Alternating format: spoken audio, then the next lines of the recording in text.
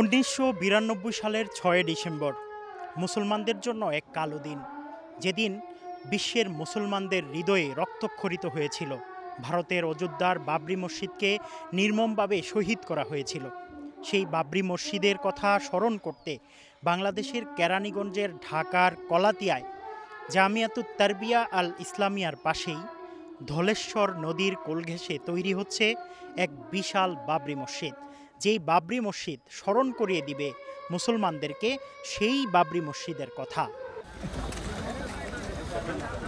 2024 সালের 22 জানুয়ারি ভারতের উত্তরপ্রদেশের অযোধ্যায় তখন উৎসবের আমেজ। জমকালো আয়োজনে উদ্বোধন হয়েছে রাম মন্দির। আলোর রোশনাই আর হাজারো মানুষের ভিড়।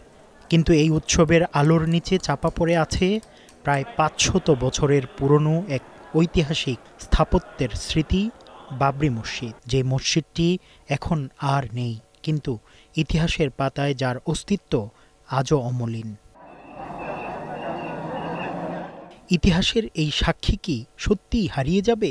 না, ভারতের সীমানা পেরিয়ে বাবরি মসজিদের সেই স্মৃতি এবার পুনরুজ্জীবিত হচ্ছে বাংলাদেশের বুকে। বাবরি মসজিদের ইতিহাস জিইয়ে রাখতে এক মহতী উদ্যোগ নেওয়া হয়েছে। শাইখুল ইসলাম আল্লামা শাহ আহমদ শফী রহমতুল্লাহি আলাই এই মসজিদের ভিত্তিপ্রস্তর স্থাপন ও উদ্বোধন করেন। প্রায় 6 বিঘা বিশাল জমির উপর চলছে এই মহাযজ্ঞ।